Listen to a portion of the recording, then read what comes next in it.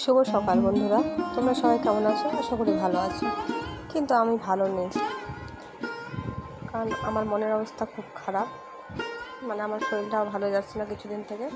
শরীরটা খুব খারাপ, প্রেশারটাও লো, আর কী বলবো, শরীরটা খুব খারাপ লাগছে। তো তবুও তোমাদের জন্য অনেকদিন পর আমি ভাবছি যে একটা ব্লগ করি, কারণ ব্লগগুলো দেওয়া হয় না, মাঝে মধ্যে একটু শর্টস দিয়ে, কিন্তু ব্লগ দেওয়া হয় না। তো চলো, এই যে খাটের উপরে কিছুটা জামা কাপড় ছিল, ওগুলো একটু গুছিয়ে নিলাম। এদিকে দেখো, ডালটা এনে শুধু রেখেছে নিচে, আর শ্রেয়ান ফেলে দিয়েছে বিছানার উপরে।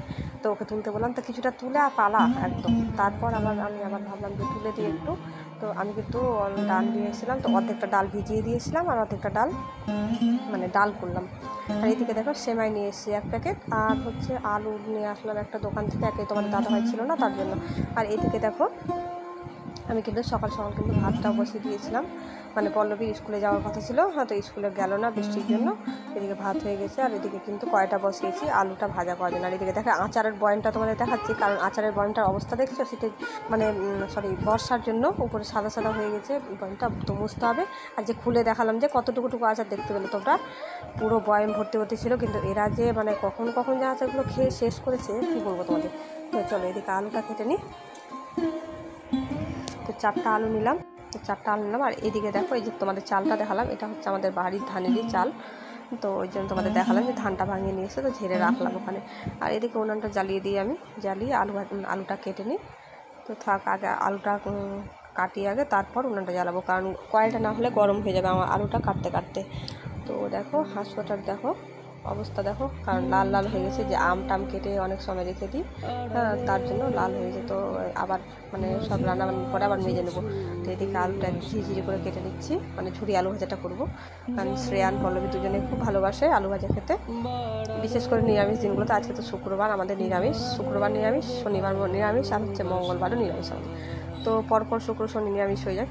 তো আজকে করবো ঝুড়ি করে আলু ভাজা করব, আর ডাল, আর কি একটা ভাবলাম, বড়া, ডালের বড়া করব। তো তোমাদেরও কার কার ভালো লাগে নিরামিষ দিনে এগুলো খেতে, কমেন্ট করো, ঠিক আছে? তো এই যে আলুটা কাটছি, তো একটা আলু দেখছি সবুজ আলু আছে, তো আমি ভাবছি সেদ্ধ হবে কি না। তো দোকানে বললো না, সেদ্ধ হয়ে যাবে, ভালোই সেদ্ধ হয় সবুজ আলু থাকলেও। তো যাই হোক, ওগুলো সব কেটে নিচ্ছি।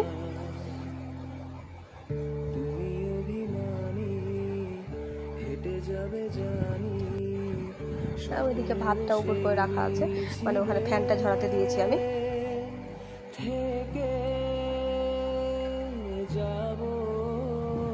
শ্রেয়ানের তো রবিবার থেকে পরীক্ষা শুরু হবে, ওদের স্কুলে মঙ্গলবার ছুটি থাকতো আগে, কিন্তু এখন মঙ্গলবারটা ছুটি আর থাকে না, শুক্রবার ছুটি হয়। তো ওদের রবিবার থেকে পরীক্ষা শুরু হয়। নাহলে আমার যাওয়ার কথা ছিল ঘুরতে, কারণ বাড়িতে আর ভালো লাগে না আমার।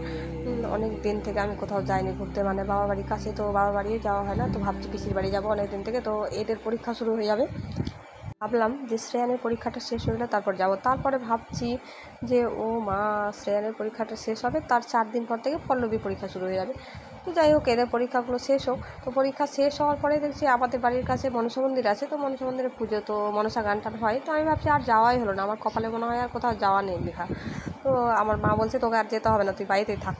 তো যাই হোক, ওদের পরীক্ষাটা শেষ হোক, তারপর দেখছি মতিঝর্ণা, তারপরে শিবগাতি, এগুলো যাওয়ার ইচ্ছা আছে। দেখি, কোথাও তো এমনি যেতেই পাই না আমি। তো দেখা যাক। তো চলো, আলুটা ধুয়ে নিয়ে চলে আসি কলের গোড়াতে। তো ভাতের হাঁড়িটা ওইভাবে একটু ফ্যান ঝরছিল, তো উঠিয়ে রাখলাম। তো চলো কলের গোড়ায় যাই, গিয়ে আলুটা ধুয়ে নিয়ে আসি। ভাতটা কিন্তু আজকে একটু মনে হয় নরম হয়ে গেছে। তো যাই হোক, চলো একটু আলুটা ধুয়ে নিয়ে আসি কল থেকে। তো আলুটা একটু, বাসনটা ছোট হয়ে গেছে, তো আর গেলাম না আনতে, এখানে ভালো করে ধুয়ে নিলাম, 3-4 বার করে ধুয়ে নিলাম। তোমরা তো দেখতেই পাচ্ছ কেমন করে আমি ধুচ্ছি, তো ভালোভাবে ধুয়ে নিচ্ছি।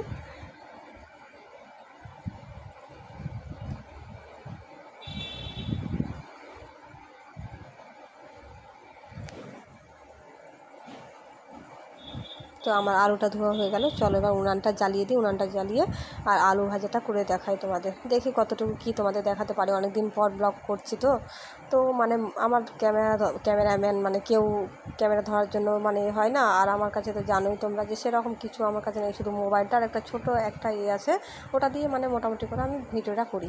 তো চলো আলু ভাজাটা ছেড়ে দিয়ে এদিকে। আর আমার খড়িগুলো খুব কম আছে, আর তোমরা তো জানোই আমি দুটাতেই রান্না করি, কোনো সময় মানে ইচ্ছা হলে গ্যাসেও রান্না করি, আর বেশিরভাগ টাইমটাই আমি উনুনে রান্না করি। তার জন্য আমার কড়াইটার অবস্থা দেখো, মাঝখানটা পরিষ্কার আছে কিন্তু সাইডগুলো কালো আর পিছনটাও কালো, যেহেতু উনুনে রান্না করি। আর যে গ্যাসে রান্না করি তো ননস্টিকের কড়াই রান্না করি বেশিরভাগই সময়, ওখানে ননস্টিকের কড়াই রান্না করি। তো আমার কিন্তু এটা রান্নাঘরটা তো সামনে দেখতে পাচ্ছ উনানের পাশে, আর এখানে বাইরে সুবিধা হয়। উনান রান্নাঘর থেকে বেরিয়েই কিন্তু উনানটা আছে, তার জন্য গোটা বাড়ি কিন্তু অন্ধকার হয়ে যায় মানে ধোঁয়াতে। তো চলো আমার সন্ধান হয়ে গেছে, আর চুলটা মোটামুটি করে চিরুনি করে সিঁদুর পরে আর চলে এসেছি খেতে, কারণ তোমাদের দাদাভাই আজকে বাড়িতে খাবে না, একটু কাজে গেছে। তো আমরা তিনজন মিলে বসে পড়লাম খেতে। হ্যাঁ, তো এদিকে আবার